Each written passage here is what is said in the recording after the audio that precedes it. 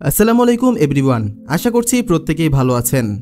আপনারা সবাই ইতিমধ্যেই জানেন যে রিসেন্টলি 20 মে স্টারলিংক কিন্তু বাংলাদেশে অফিসিয়ালি কাজ শুরু করে দিয়েছে।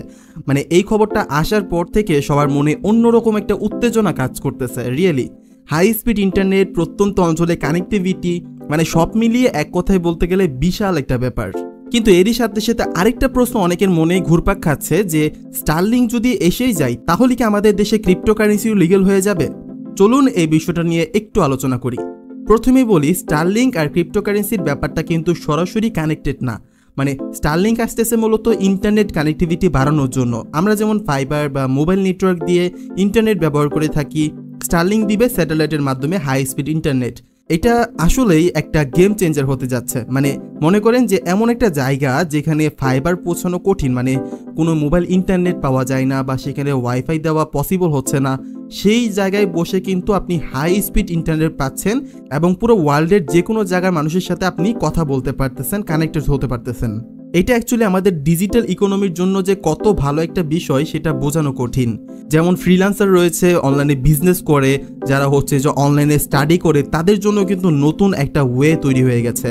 একবার ভাবুন যে গ্রামের প্রত্যন্ত এলাকা থেকেও এখন অনায়াসে কিন্তু একজন গ্রাফিক্স ডিজাইনার তার ক্লায়েন্টের সাথে কন্ট্যাক্ট করতে পারবে বা একজন অনলাইন টিচার কিন্তু ক্লাস নিতে পারবে।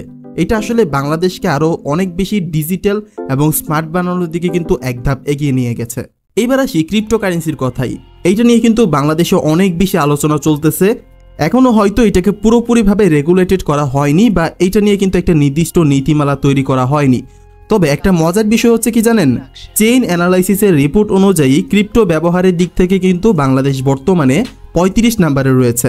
মানে চিন্তা করতে পারতেছেন, যেই দেশে একটা জিনিস ইলিগ্যাল, যেই দেশে বসে সরাসরি ওই জিনিসটা ইউজ করা যাচ্ছে না, সেই দিক দিয়ে কিন্তু বাংলাদেশ 35 নাম্বার স্থানে এগিয়ে আছে। এটা কিন্তু পরিষ্কারভাবে বলে দিচ্ছে যে বাংলাদেশের মানুষ এই ডিজিটাল অ্যাসেটের প্রতি অনেক বেশি ইন্টারেস্টেড, এই ডিজিটাল অ্যাসেটটা ইউজ করার জন্য তারা অনেক বেশি আগ্রহী হয়ে আছে। অনেকেই এর মধ্যে সম্ভাবনা দেখতেছে, এটাকে কাজে লাগিয়ে নিজের একটা কর্মসংস্থান তৈরি করতে চাচ্ছে। আর মজার বিষয় হলো, কিছু রিপোর্টেও আসছে যে বাংলাদেশ ব্যাংক নাকি সিআইডিকে একটা চিঠি দিয়েছে, যেখানে জানানো হয়েছে যে ক্রিপ্টো ধারণ বা লেনদেন সরাসরি অপরাধ না হলেও এর মাধ্যমে কিন্তু কোনো অপরাধ হলে সেটা আইনের আওতায় আসবে। মানে এটার মাধ্যমে আমরা যতক্ষণ পর্যন্ত না কোনো ক্রাইম করতেছি ততক্ষণ পর্যন্ত এটাকে অত বেশি হাইলাইট করে দেখা হচ্ছে না। ইভেন যদি এটার মাধ্যমে কোনো ধরনের ক্রাইম করা হয় তাহলে কিন্তু এটা আইনের আওতায় নেওয়া হবে। তার মানে বিষয়টা কিন্তু পুরোপুরি নেগেটিভ না, বরং একটা গ্রে জোনের মধ্যে আছে এবং এই গ্রে জোনটা যে কোনো টাইমে গ্রিন জোনে পরিবর্তন হয়ে যেতে পারে। এটা ইঙ্গিত দিচ্ছে যে কর্তৃপক্ষ এই বিষয়গুলো নিয়ে চিন্তা করতেছে এবং একটা সঠিক সময়ের জন্য তারা অপেক্ষা করতেছে। তাহলে স্টারলিংকের সাথে ক্রিপ্টোর সম্পর্কটা কোথায়? দেখুন, স্টারলিংক আসার পর ইন্টারনেট কানেক্টিভিটি কিন্তু অনেক বেশি শক্তিশালী আর নির্ভরযোগ্য হয়ে যাবে। মানে যেসব জায়গায় আগে ইন্টারনেট ছিল না সেখান থেকেও কিন্তু মানুষ সহজে অনলাইনে অ্যাক্টিভেট থাকতে পারবে। এর ফলে কিন্তু ডিজিটাল পেমেন্ট সিস্টেম বা অনলাইনের ট্রানজ্যাকশনের পরিমাণ আরও বেড়ে যাবে। আর এরই সাথে পাল্লা দিয়ে বাড়বে ডিজিটাল ফিনান্সিয়াল লিটারেসি।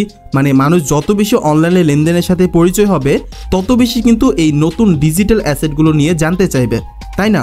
মানে ক্রিপ্টোকারেন্সি যেহেতু একটা ডিজিটাল অ্যাসেট, তাই ইন্টারনেট কানেক্টিভিটির উন্নতির সাথে সাথে এই দিকটাও কিন্তু একটু আপগ্রেড হতে পারে। অর্থাৎ মানুষ যখন আরও বেশি ডিজিটাল দুনিয়ায় অভ্যস্ত হবে তখনই হয়তো ক্রিপ্টোকারেন্সি নিয়ে আলোচনার একটা ইতিবাচক সুযোগ তৈরি হতে পারে। ক্রিপ্টোকারেন্সির কিন্তু অনেক ভালো দিক রয়েছে। এটা ব্লকচেন প্রযুক্তির উপর নির্ভরশীল, যা কিন্তু একদমই ট্রান্সপারেন্ট, সেফ এবং সিকিউরিটির দিক দিয়ে 100-এ 100। বিশ্বের বড় বড় টেক কোম্পানি থেকে শুরু করে প্রায় ম্যাক্সিমাম অফ দ্য কান্ট্রি বর্তমানে কিন্তু ক্রিপ্টোকারেন্সি নিয়ে কাজ করতেছে। অনেকেই নিজস্ব ডিজিটাল কারেন্সি আনার চিন্তাভাবনা করতেছে। আর সবচেয়ে আশার কথা কি জানেন, আমাদের বাংলাদেশ সরকারও কিন্তু ব্লকচেন প্রযুক্তিকে দেশের উন্নয়নের কাজে লাগানোর জন্য ন্যাশনাল ব্লকচেন স্ট্র্যাটেজি প্রকাশ করছে। This is insane. অ্যান্ড এইটা কিন্তু ব্লকচেনের প্রতি আমাদের গভর্নমেন্টের একটা পজিটিভ দিকের একটা প্রমাণ। আমাদের এই সরকার কিন্তু নিশ্চয়ই এই বিষয়গুলো মাথায় রাখতেছে যে কিভাবে অন্য দেশের সম্ভাবনাগুলোকে কাজে লাগিয়ে আমাদের অর্থনীতির দিকটা উন্নতি করা যায়, সকল কিছু কিন্তু চিন্তা করা হচ্ছে। অ্যান্ড সত্যি কথা বলতে কখন যে ক্রিপ্টোকারেন্সি বাংলাদেশে লিগ্যাল হবে এটা বলাটা একটু কঠিন, কারণ স্টারলিংক আসলেও হয়তো রাতারাতি ক্রিপ্টোকারেন্সি লিগ্যালিটি আসবে না। এটা পুরোটাই বাংলাদেশ আইন সিস্টেমের উপর ডিপেন্ড করবে যে তারা কখন এইটাকে লিগ্যাল করতেছে। তবে একটা জিনিস পরিষ্কার যে ডিজিটাল বাংলাদেশ গড়ার পথে আমরা কিন্তু খুব তাড়াতাড়ি এগিয়ে যাচ্ছি। আর এই পথে নতুন নতুন প্রযুক্তি আসবে, নতুন নতুন চ্যালেঞ্জ আসবে। এই চ্যালেঞ্জগুলোকে আমাদের কিন্তু নিজেদেরই মোকাবেলা করতে হবে। বাট ক্রিপ্টোকারেন্সি যে ভবিষ্যতের একটা ইম্পর্টেন্ট পার্ট হতে যাচ্ছে সেটা কিন্তু আমাদের ভুলে গেলে চলবে না, বরং এর সম্ভাবনাগুলোকে ভালোভাবে কাজে লাগিয়ে আমরা কিন্তু দেশের অর্থনৈতিক দিকটা উন্নতি করতে পারি। আপনাদের কি মনে হয় স্টারলিংক আসার পর কি ক্রিপ্টোকারেন্সি লিগ্যাল হওয়ার ব্যাপারটা খুব তাড়াতাড়ি হবে, নাকি এখনও আমরা সেই পুরনো আমলের মতো ধীরে ধীরে এগিয়ে যাব? কমেন্টে আপনার মতামতটি জানাতে পারেন। আজকের ভিডিওটি এই পর্যন্তই। দেখা হচ্ছে আপনাদের সাথে পরবর্তী কোনো ভিডিওতে নতুন কোনো টপিক নিয়ে। সে পর্যন্ত সবাই ভালো থাকবেন, সুস্থ থাকবেন। আল্লাহ হাফেজ।